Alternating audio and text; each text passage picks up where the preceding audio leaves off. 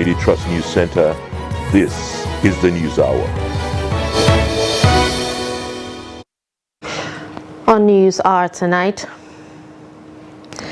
NNPC resumes oil exploration in Lake Chad after it was abandoned 6 years ago due to insurgency. Presidential Election Tribunal merges Atiku Obi's petition against Tinubu's victory, fixes May 30 for hearing. President Buhari commissioned second Niger Bridge named after him by Southeast governors, other legacy projects. And on the international scene, protesters in Ethiopia's Tigray demand withdrawal of outside forces. Hello and welcome to News Hour on Trust TV. I'm Darshan Husseina Usman. Now the news in detail. President Muhammadu Buhari has flagged off oil exploration in Tuba community in Jere local government area of Borno State. The president said the resumption of the exploration campaign in the Lake Chad Basin will increase oil and gas reserve and production and boost national wealth for the country. Beatrice Kurutsi has more. Oil exploration in the Lake Chad Basin dates back to as early as 1976, with crude oil discovered in 1985. Exploration was halted in 2016 due to threats of insurgents after the site was attacked, leading to the death of some, while others were kidnapped by Boko Haram terrorist group. This time, with peace restored in the state, President Muhammadu Buhari flagged off the NNPC Limited Wadi B drilling campaign in Jere local government of Borno State. The president says he expects that the project, once successful, will boost oil and gas reserve production and national energy security.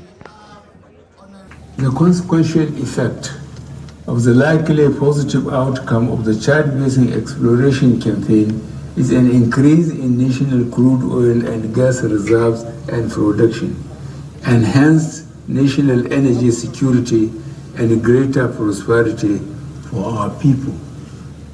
I look forward to a successful drilling campaign in the Chad Basin through the collaborative efforts of NNPC Limited, the Nigerian Upstream Petroleum Regulatory Commission, government security agencies, and other stakeholders, including the people and government of Borno State.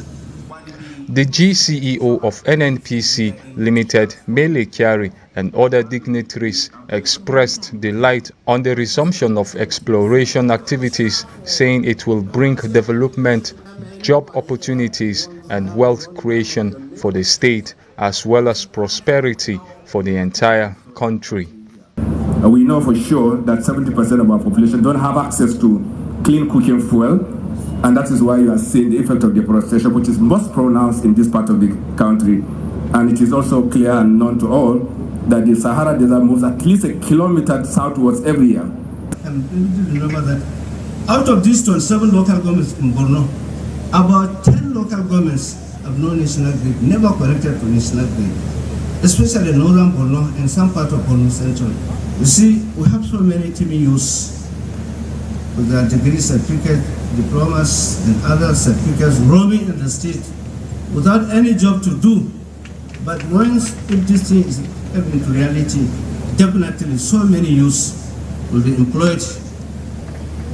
In collaboration with the Nigerian Army, and indeed the paramilitary, we shall do everything possible within our reach to provide immediate security in this very important zone. And I'm committed to this noble objective. The drilling activities for the next 45 to 60 days is expected to cover 14,000 feet. Beatrice Kuruti, Trust TV News, Maiduguri. President Muhammadu Buhari on Tuesday in Abuja virtually commissioned 3 bridges, including the famous second Niger Bridge, 3 secretariats and 1 road project undertaken by his administration.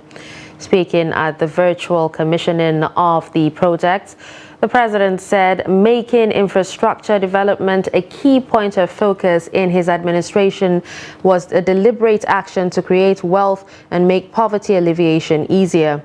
President Buhari, who defended criticisms of the debt profile of his administration, maintained that he defended criticisms of the debt profile of his administration.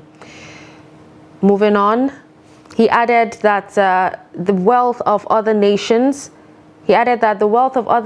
was traceable to their investments in infrastructure made possible by debts redeemed over decades. The president, in his statement by his spokesman, Garba Shehu, spoke on the significance of the project, which he described as frontal efforts to address multidimensional poverty, as well as improve business efficiency and service delivery time. President Buhari also commissioned portion of the 200 kilometers Kaduna-Kano highway, noting that the road, the second Niger Bridge and the Lagos-Ibadan Expressway were all funded partly from dividend income earned from investment in the Nigeria liquefied natural gas, repatriated funds from overseas, and recoveries from proceeds of crime successfully prosecuted at home. The president also commissioned 3 federal secretariats in Anambra, Bayelsa, and Zamfara states, believing that they will reduce the cost of governance by bringing federal civil servants under one roof for efficient service delivery, thereby reducing expenditure on rent for office spaces. 3 major bridges, the Loko Oweto Bridge, the second Niger Bridge, and the Ikon bridges. A completed section of over 200 kilometers of road on the Kano-Kaduna Highway, and 3 new federal secretariats in Guzo, Oka, and Yenigua. Today, Mr. President will connect Benue to Nasarawa on the Loko Oweto Bridge, Cross River to Benue on the Ikon Bridge, and Anambra to Delta on the second Niger Bridge. We do not act on infrastructure by accident. It has been a deliberate choice for our government as a tool to fight poverty, to create economic growth and employment, and to open the path of prosperity for our people. I am not oblivious of the concerns and debates about our stock of public debt. Those concerns are legitimate and in many instances well-meaning. Many of the debts are tied to projects and are transparent and verifiable. Similarly, President Muhammadu Buhari has expressed the hope that the second Niger Bridge will energize economic activities and connect the southeast with the rest of the country. He spoke on Tuesday while commissioning the second Niger Bridge in Asaba. Jonathan Awanyai reports.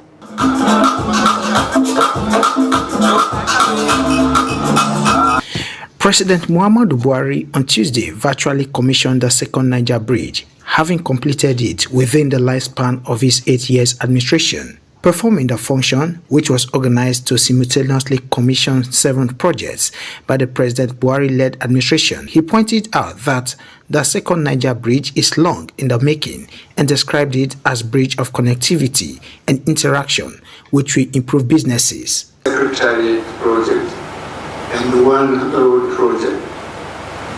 These are only symbols of our efforts and commitment to upgrade, renew, and expand Nigeria's stock of infrastructure. The second Niger Bridge, which has been long in the making and is certainly now a reality. It is a bridge of choice across the river Niger to bring relief to those crossing from the southeast to southwest. Some residents of Asaba in Delta State who spoke to Trust TV commended President Muhammadu Buhari and expressed hope that the project will decongest the existing Niger Bridge, boost economic activities, and connect the southeast with the rest of the country. Socially, economically, commercially, and infrastructurally. We have, in fact, anything that between work and leisure, we can now share our time before, instead of using all the time on this bridge to just be on traffic snarl and so. Important to the trade and the economy of both the East and the West.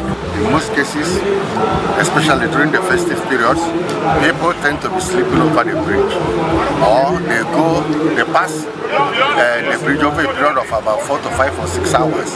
But now, I believe all these things are going to be true. Therefore, of great interest that one can move from Asaba to Onitsha without any go-slow.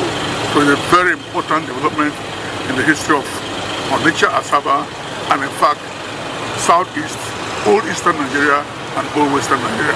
The second Niger Bridge was formally named after President Muhammadu Buhari. Jonathan Awanyai for Trust TV News. The Presidential Election Petitions Tribunal has set Tuesday, May 30, to commence hearing in the petitions challenging election of Bola Tinubu of APC as president-elect. This followed consolidation of 3 petitions filed by PDP, Labour Party presidential candidates, with that of APM. Noel Sampson has the details. Chairman of the tribunal, Justice Haruna Tamani, announced the consolidation of the petitions on Tuesday.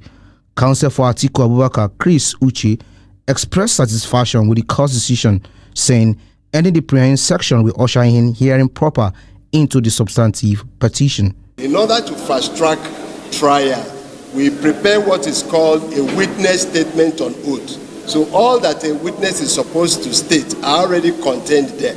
So no need the witness coming and repeating what is already there.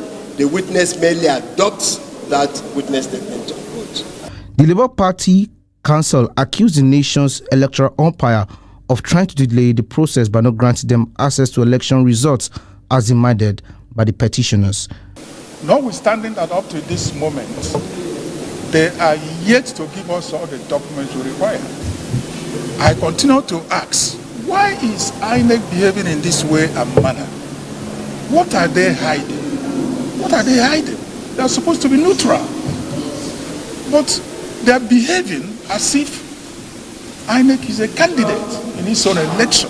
This should never be so. And that is, Nigeria is the only country where you find something like this. There's no other country. I challenge you to go and investigate and find out about electoral bodies in other African countries. Except, of course, countries under military rule. The tribunal adjourned to May 30th to begin hearing. Noel Sampson, Trust TV News, Abuja. U.S. President Joe Biden has appointed a delegation on his behalf to attend the inauguration of President-elect Bola Tinubu next Monday. This is contained in the White House official statement titled, President Biden announces presidential delegation to the Federal Republic of Nigeria to attend the inauguration of His Excellency Bola Ahmed Tinubu. According to the statement, the 9-member delegation will be led by the Secretary of the United States Department of Housing and Urban Development, Marsha L. Fudge. The members of the presidential delegation also include Charge d'Affaires U.S. Embassy Abuja, David Green, United States Representative California, Sidney Kamlaga Dove, and Under Secretary of Commerce for International Trade, U.S. Department of Commerce, Marisa Lago. The delegation also includes Commander of U.S. Africa Command, General Michael E. Langley, Director, U.S. Trade and Development Agency, NRT Ebong, and Assistant Secretary of State for the Bureau of African Affairs, U.S. Department of State, Mary Catherine Fee. Others are Special Assistant to the President and Senior Director for African Affairs, National Security Council, Judd Devermont, and Assistant Administrator for the Bureau for Africa, U.S. Agency for International Development, Monday Muyangwa. Former British Prime Minister Sir Tony Blair has expressed his readiness to support the incoming administration of Bola Ahmed Tinubu to succeed in office. Blair gave the commitment on Tuesday when he visited the president-elect at the Defense House in Abuja. A statement signed by media aide to the president-elect Abdulaziz said the Tony Blair Institute for Global Change would be a willing partner of the Tinubu administration, especially in prioritizing its goals and delivery. Blair told Tinubu that the institute has a project in place in Nigeria and felt it was incumbent upon him to meet Nigeria's incoming president to understand the administration's priorities. He expressed optimism that with the appetite shown by investors to invest in Nigeria, saying the Tinubu administration could get the support it needs to spur economic development in the country. President-elect in his response expressed appreciation to Blair for the visit and for his offer to work with his administration. He spoke of the shared vision between him and Tony Blair Institute in their priority areas, but underlined the importance of tackling investment challenges and the need for social investment to fight poverty. In politics, the coalition of opposition political parties in the 10th House of Representatives, known as Greater Majority, says it has not endorsed anyone for speakership and deputy speakership positions in the 10th Assembly. This was disclosed by the convener of the caucus, Fred Agbedi, at the 4th session of the forum held in Abuja. He said that members of the coalition of minority caucuses are to interact with stakeholders in their various states, as well as partner stakeholders or party stakeholders, to arrive at a decision on the presiding officers. The convener therefore inaugurated state coordinators from among the members with the mandate to meet at their various state levels and report back to the caucus periodically. Your convener and conveners and other leaders have not, either on your behalf or with you, adopted anybody for the office of presiding officers. Please. That will only take place when that agreement is reached by all of us. That decision will be our collective decision. But I'm even saying that before we get to that decision, we are going to ensure that for example, I come from Bayelsa. I should be able to speak with my governor. I should be able to speak with my party leaders, so that whatever I'm keyed into is with the understanding that my stakeholders are on the same page with me. And that is what, for some of us, we expect of all of us to do. A northern group pleads with the All Progressives Congress to allocate the Deputy Senate President seat to the North Central region, emphasizing the importance of fairness and justice. The request was made by a coalition of APC geopolitical zone support groups during a news briefing in Kaduna. The report. The coalition, led by Abubakar Ali Bagwe, its Northwest coordinator, while addressing newsmen, said that the Northwest can have the Speaker of the House of Representatives, but the Deputy Senate President should go to the North Central in view of its contribution to the electoral victory of the party. He said his group will insist on a reconsideration of the National Assembly zoning arrangement to include the North Central, which has been neglected. In the spirit of fairness, equity, justice, inclusiveness, and national unity, we hereby call on the APC National Working Committee and the President-elect Asiwaju Bola Ahmed Tinubu to review the National Assembly leadership zoning arrangement to include North Central so as to give each section of the country a sense of belonging.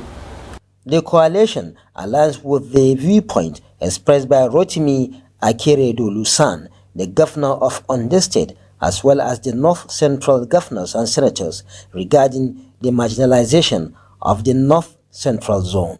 We, the coalition of APC Geopolitical Zone Support Group, Northwest, are also saying no to favorism and no to marginalization of the North Central. There shouldn't be favorism or preference to any section of the country, and no region should be marginalized, excluded or sidelined. The group maintained that even when considering political loyalty and performance, the North Central region deserved the Deputy Senate President position, given its performance and loyalty to the party. Bello Musa, Trust TV News, Kaduna.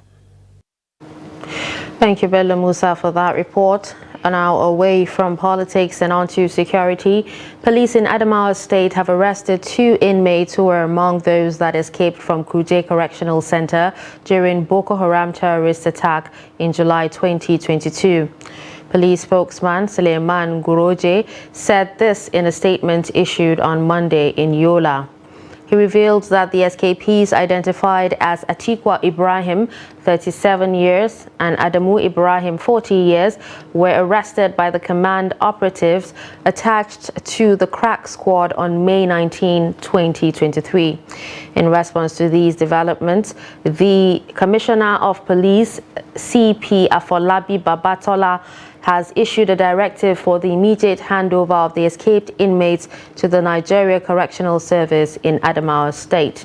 He said this step will ensure that the appropriate legal processes can be followed and the necessary actions can be taken to address their escape and hold them accountable for their alleged crimes. Recall that the command had in July 2022 arrested another Kuje escapee and handed him over to the service. Nigeria had witnessed heightened moments of unprecedented killings and abductions of innocent citizens before the 2023 elections. The rise in insecurity rate, however, nosedived few weeks to the presidential and National Assembly elections across the country, only for the country to record a surge almost immediately after the polls. In this report, Trust TV's Shafi'u Suleiman speaks with security experts on why the rise and fall and what needs to be done to sustain a low crime trajectory. There is no crime-free society anywhere in the world, but some maintain a very low crime profile compared to others. Countries like Jordan, Netherlands, Hungary, and Japan are currently below the table. Nigeria, the biggest black nation and economy in Africa, is battling criminalities almost at all fronts with rising number of human fatalities. From insurgency to banditry and kidnappings in the north, to unknown gunmen terrorizing the southeast, farmer-herder clashes in the north-central, oil stealing and kidnappings in the south-south. The list is endless. From kindergarten level, we have missed it. I used to tell people maybe we have even lost our soul. Why will you wake up in the morning as a child or a young man, a youth, or an adult? What occurs to you is to go and kill somebody. Look at our challenges as a nation, but also look at our unpopularity, and some of the remote causes of even the insecurity. Largely issues that we find that on the national discourse, they are largely local issues. Top amongst terrorist attack before the election include that of Kuje Prison, brigade of guards, and killings and abduction of dozens train passengers amongst others. Incidentally, only 30 persons were reported killed nationwide because of election-related violence during the just concluded elections, with nearly zero fatalities from other terror hotspots as witnessed during the preceding months. Perhaps while they were in the bush, they didn't have anything to do. That was when they went to the bush in the first instance. And of course, I see that they too, they wanted to exercise their civil rights. They didn't want to be de-enfranchised. They came out. It's my own guesswork anyway. What happened after election? You have engaged somebody, even if it's meaningfully during the election, to provide some level of support. But after the election, what do you do with those army of unemployed youth? While different reasons were advanced for the declining moment in the nation's security situation, terrorists and other sundry criminals resumed hostilities shortly after the polls. Between March 18 and April 12, 364 persons were reported to have been killed, just as several others were abducted for ransom. The question is, why is it difficult to sustain a low-level crime profile despite humongous resources being expended to secure lives and property of Nigerians? What I would suggest is that we should find job for our youths. Those who don't have trade, they should call them, engage them. Dignity of life, security, job security, whatever security, comfort for people, provision of basic necessities of life, opportunity for people, creating an enabling environment, people to want to live. As a new administration takes over the mantle of leadership on May 29th, security experts say political will is needed to secure the lives of the citizens. Equally important is the need to equip and rejig the security architecture, invest in human capital development, uphold governance, accountability and transparency, in addition to engaging the army of unemployed youths. Shapir Suleiman, Trust TV News, Abuja. Nigerian government in 2019 closed its borders in order to promote local production and tackle armed proliferation. Highlighting the benefits of the policy, President Muhammadu Buhari, who spoke on the sidelines of commissioning of the new corporate headquarters of the Nigeria Customs, says the country has now attained self-sufficiency in rice production. Trust TV's Chairman Dabeng reports.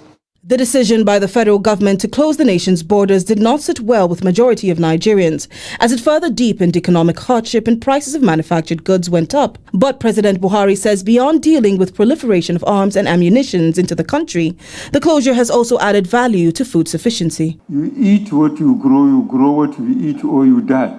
I try to make my point. And later Nigeria appreciated it because it provides more jobs. People go back to the land. We have the land. And we produce what we eat. Let whoever grow excess rice eat his own rice or sell it somewhere else, but not to Nigeria. And for people who think that our neighbors can be a nuisance, okay, there's nothing you can do with our neighbor. That was why when I became the head of state, of the president, my first visit was to Niger, Chad, and Cameroon. Because neighborhood based on personal and national issue is very important.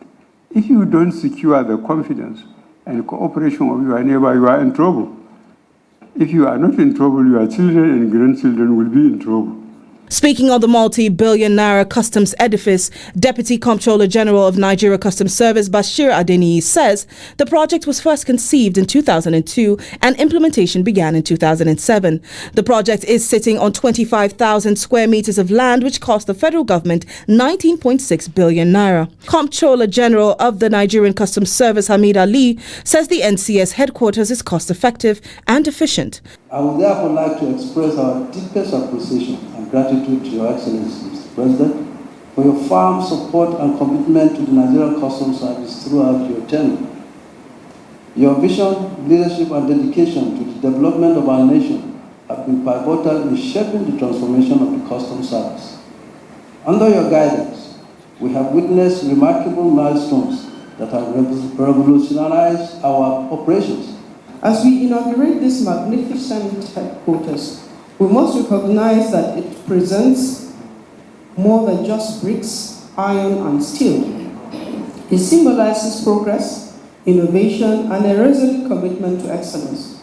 This state-of-the-art facility will serve as a hub for trade facilitation, for compliance as well as strategic planning and capacity building. The Nigerian customs is central to the implementation of the border closure, which has generated huge controversies in the country. It is not clear, however, if the incoming administration will reverse the decision due to public outcry. Chamun Dabeng, Trust TV News, Abuja.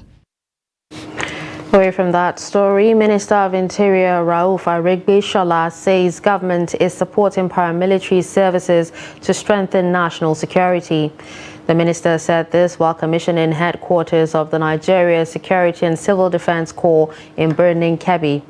The Permanent Secretary, Federal Ministry of Interior, Dr. Shaibu Belgore, who represented the minister to commission the edifice, encouraged the officers and men of the command to put more effort in ensuring security of life and properties in the state. He pointed out that the primary objective of the NSCDC is the protection of critical national infrastructure. NSCDC Commandant General Abubakar Audi expresses gratitude to the government of President Muhammadu Buhari for providing the opportunity to improve the welfare of staff through provisions of befitting office accommodation. The Secretary to Kebbi State Government, Babale Umar Yauri, who represented Governor Atiku Bagudu, also congratulated officers and men of the command for having a permanent accommodation, charging them to do more, especially in Kebbi South, where banditry remains a big challenge. Intending pilgrims in Bauchi State have appealed to the State Pilgrims Welfare Board to avoid blocking their chances of participating in the 2023 Hajj exercise. They made the appeal to the board during the proposed vaccination as one of the preparations towards airlift of the pilgrims to Saudi Arabia. Trust TV's Adamu Imam completes the report. The preparation for airlift of Bauchi State contingent of this year's Hajj operation exercise has commenced, with 3,132 intending pilgrims across the 20 local government areas. Despite the preparations, they worry about issues of logistics and leaving many pilgrims in Nigeria after the closure of King Abdul Aziz Airport in Jeddah.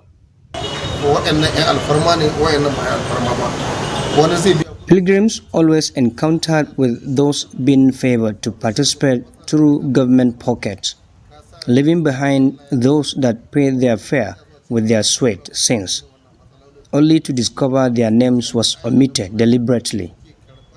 One makes his plan to go, but they deny him the chance by doing so. This is the biggest problem with intending pilgrims always. We offer prayers. We came to the board for vaccination, but they told us till tomorrow. I think the challenges is best known to them. May God grant us the ability and health to participate 2023 Hajj exercise.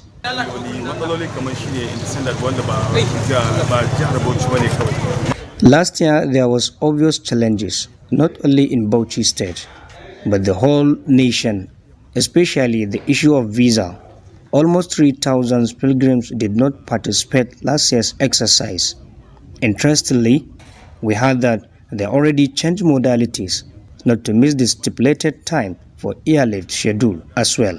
So it's a plus in that regard. However, the Pilgrims Welfare Board assured of its preparedness to address those challenges. We have recently secured an increase of 100 slots, and we are still looking for more, because we have a lot of people looking for opportunity to travel to Saudi Arabia.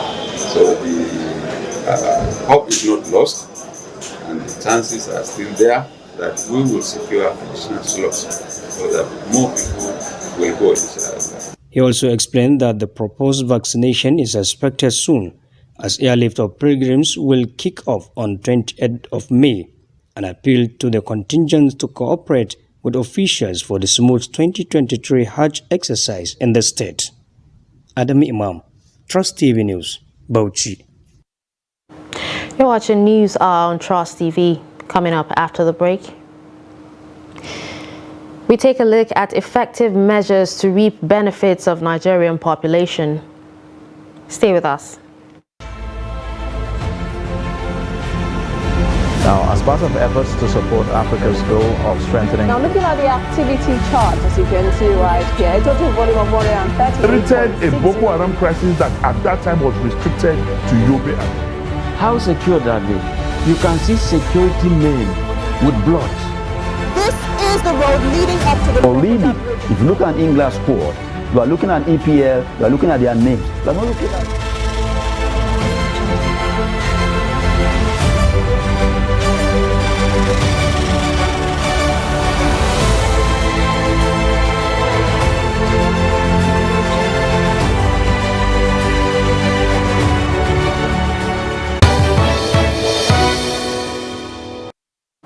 Welcome back and thanks for staying with us. You're still watching News Hour on Trust TV. Here's a recap of our major stories.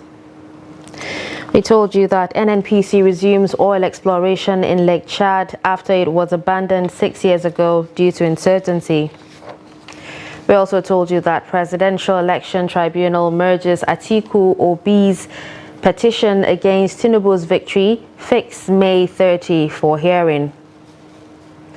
Moving to more stories, the Rivers State Election Petition Tribunal has struck out the petition filed by the All Progressives Congress following the withdrawal by the party's council. Governorship candidate of the APC, Tonye Cole, remains the only petitioner against the Independent National Electoral Commission, the People's Democratic Party, and its candidate, Fubara Siminalayi. Cole is challenging the victory of Siminalayi in the March governorship poll in the states. Drama ensued at the tribunal as the APC filed an application for change of their council in their petition against the PDP and its candidates. When the matter commenced, counsel for the APC, Solomon Umar, told the tribunal that he would be taken over as counsel for the party following a motion for change of counsel before the tribunal. Umar also told the court that his clients would like their names to be struck out from the petition as applicants. Jibrin Okutepa, who was the former counsel for Cole and the APC, told the tribunal that he was not briefed on the new development by the party. The three-man panel led by Justice Cletus Emifonie, however, granted the application for change of counsel and also granted the motion as prayed by striking out the name of APC as a petitioner.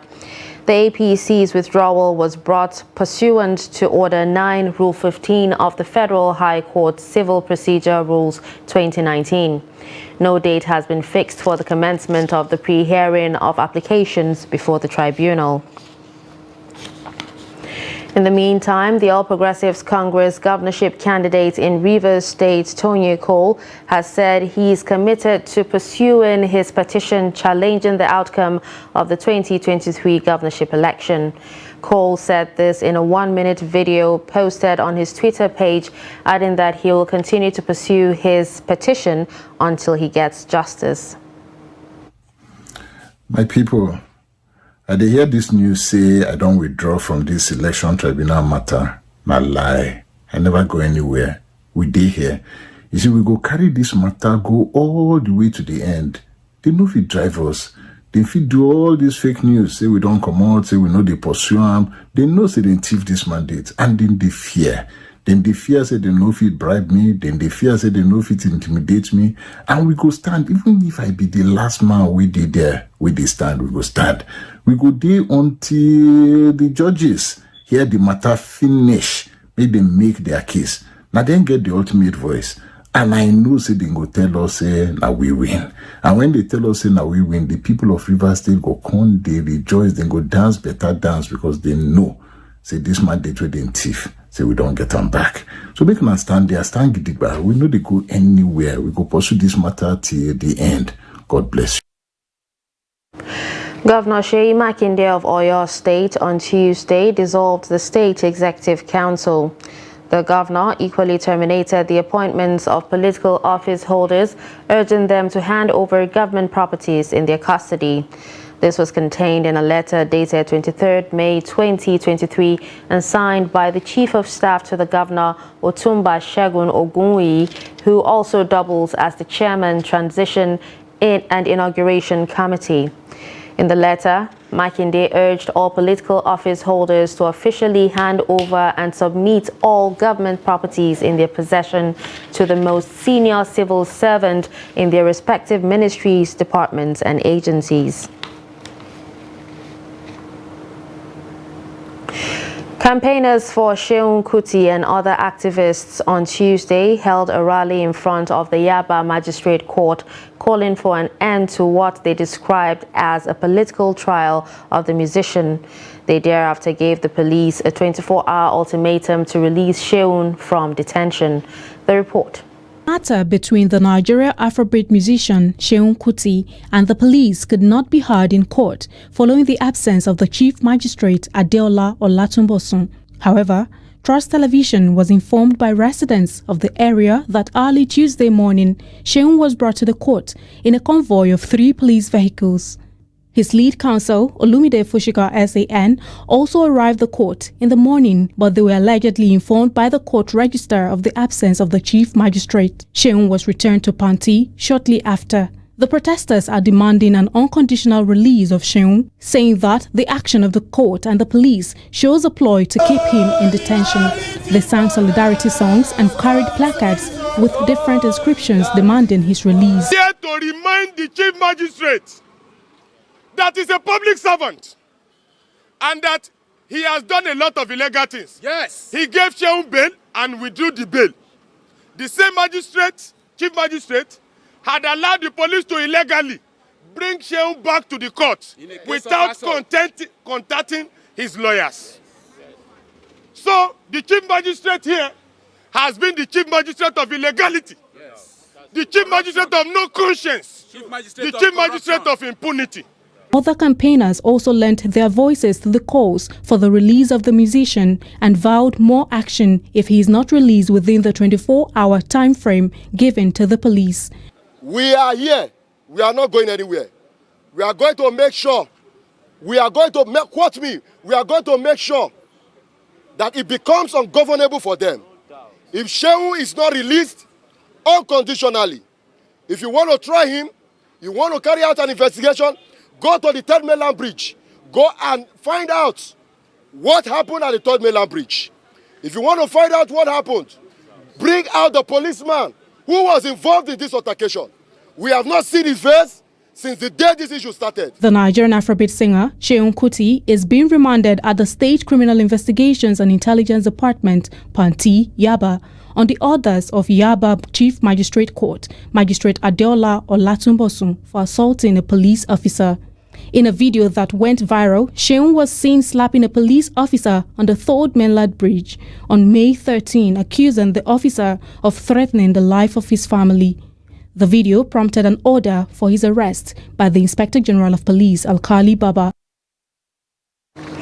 Reports reaching us says Seun Kuti, son of Afrobeat legend Fela Anikulapo Kuti, has regained freedom. The musician had reported to the Lagos Police Command headquarters after the Inspector General of Police ordered his arrest for assaulting a policeman in Lagos. He had been detained at State Criminal Investigations Department after a magistrate court in Lagos ordered his remand. Moving away from that story, stakeholders in the academia have called on the federal government to implement the right population policies in order to enable it to enjoy the benefits that come with a growing population.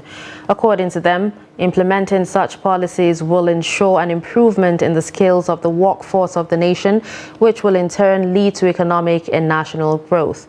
Victoria Tokolo has more.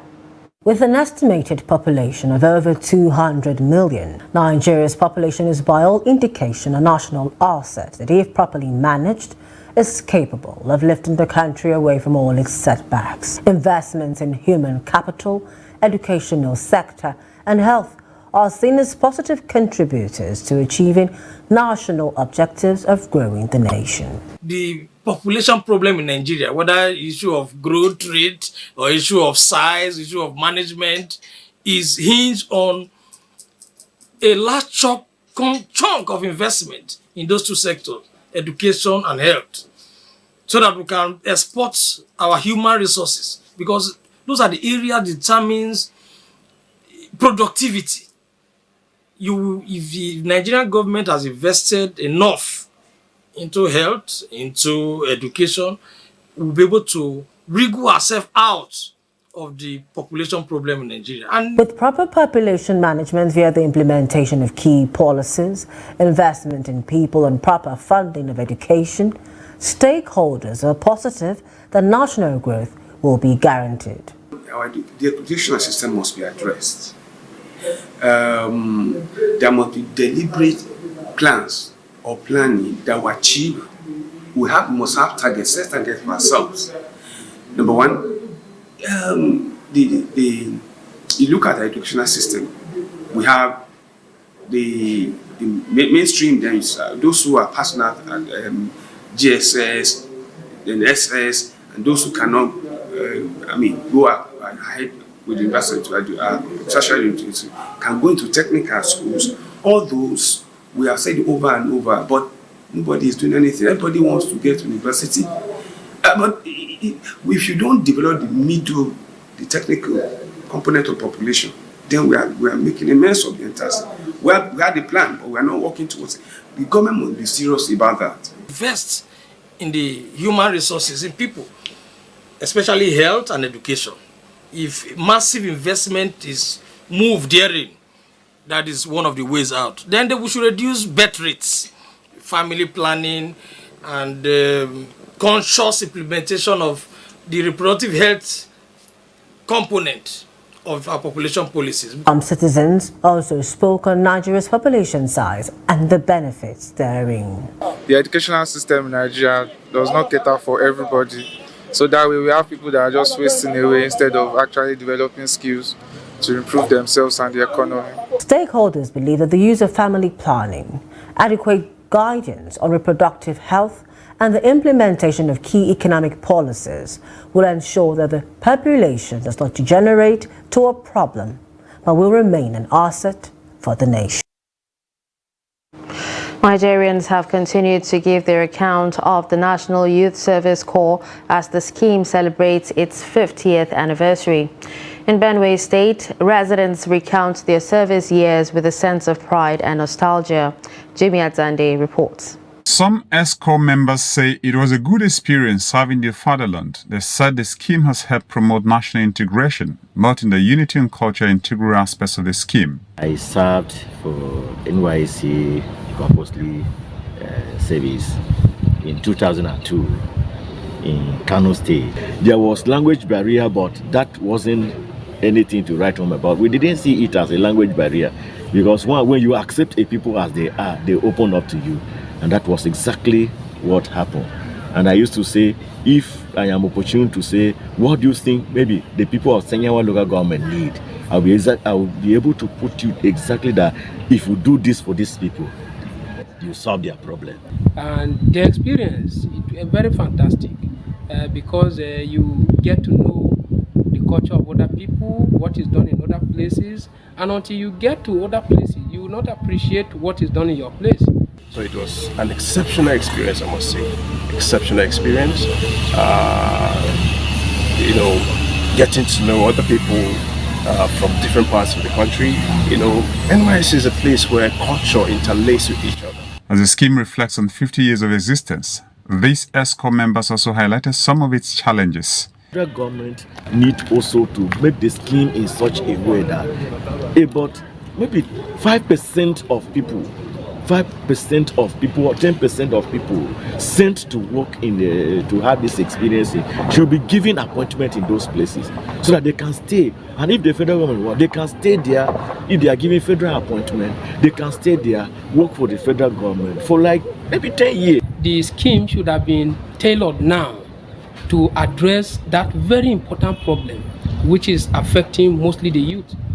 And so because the program is for the youth, the scheme is for the youth, and the level of unemployment now is very high, I think that the government should refocus the philosophy of that program, of that scheme, to address the problem of unemployment now. Major complaint was that there was no, the food prepared in the camp wasn't that, good, so, they opted for other alternatives. Another challenge is that it's the infrastructure. It's a general problem. We as Nigerians have a problem of maintaining public structures, and so as the year runs by, these structures continue to deteriorate without any level of refurbishment or reconstruction. On 23rd March 1973, General Yakubu Gowon, then head of state, as part of measures to encourage unity after the Nigerian Civil War, established a scheme as part of his reconciliation, reconstruction and rehabilitation policy. Business. Central Bank Governor Godwin Emefiele says the domestic banks provided no less than 125 billion naira for the successful completion of the Dangote refinery.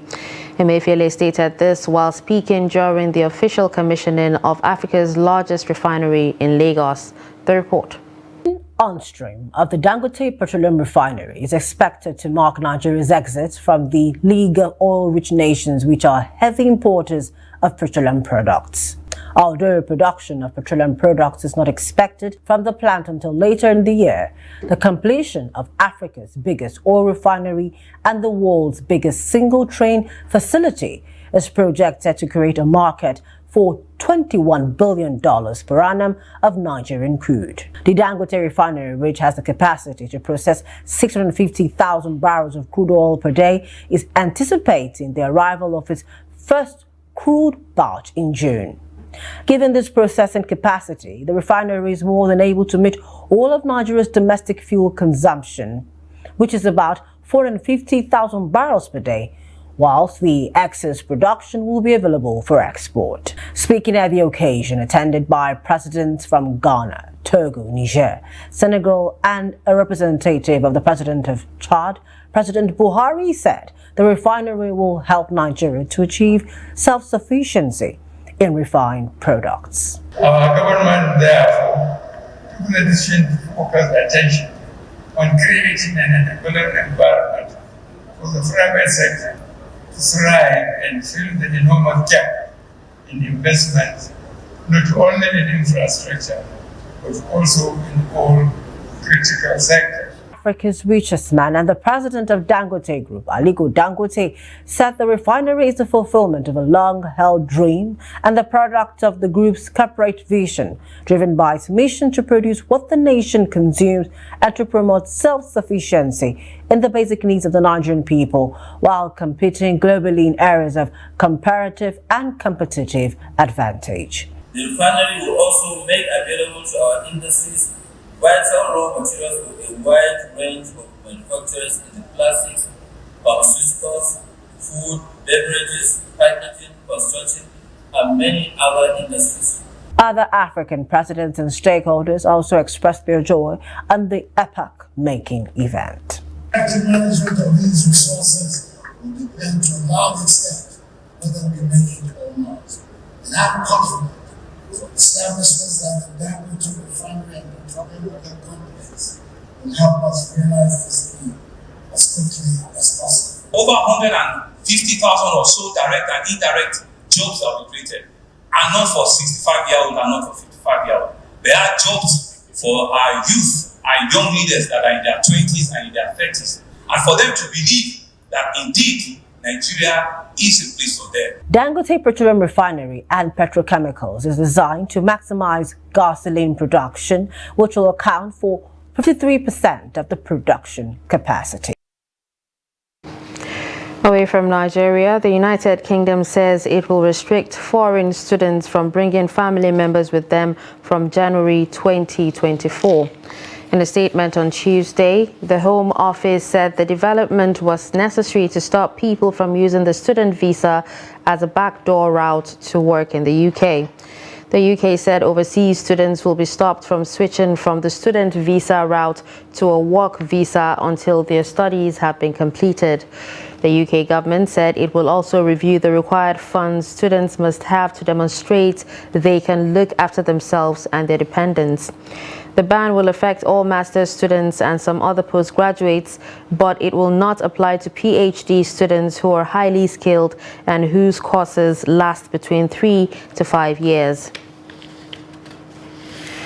Thousands of people demonstrated on Tuesday in northern Ethiopia's Tigray region to demand the return home of people displaced by a 2-year war and the withdrawal of outside forces that have remained since the conflict ended. The war between government troops and their allies from neighboring Eritrea and the Amhara region on one side and Tigrayan forces on the other concluded with a truce last November after claiming tens of thousands of lives. Millions were forced from their homes, including hundreds of thousands from land disputed by Tigray and Amhara, whose security forces and militiamen continue to occupy the area. According to humanitarian workers, Eritrean troops also remain inside Ethiopian territory in several border towns. Demonstrators peacefully rallied on Tuesday in several major cities, including the regional capital Mekele, Adigrat, and Shire. They held signs with slogans like "Invaders must leave our homeland," according to footage broadcast on Tigray TV, which is controlled by the party that runs Tigray. Henok Hilaf, who took part in the protest in Mekele, told writers that about 3,500 and 4,000 were demonstrating there. And finally, let's have Adeni Ajishafe with sports news.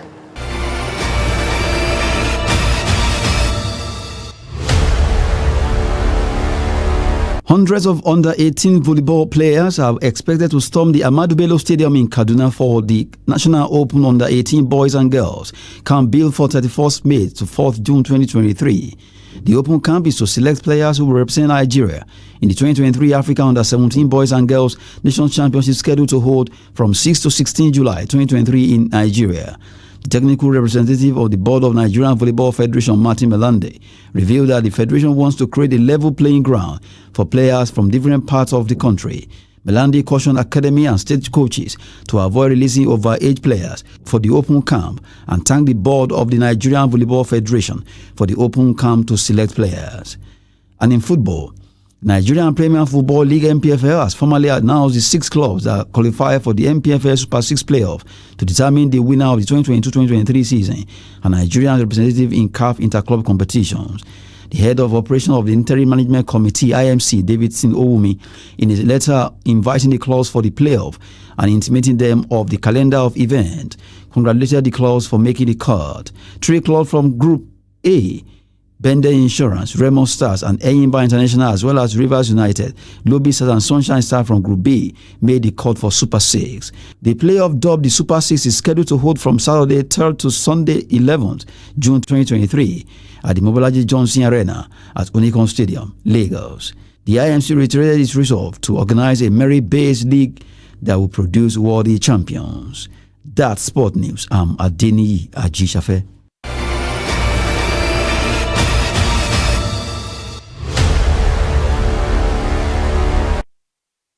And with that, we've come to the end of News Hour on Trust TV. Don't forget to follow us across all our social media platforms. I'm Darshan Hussaina Usman. Thanks for watching.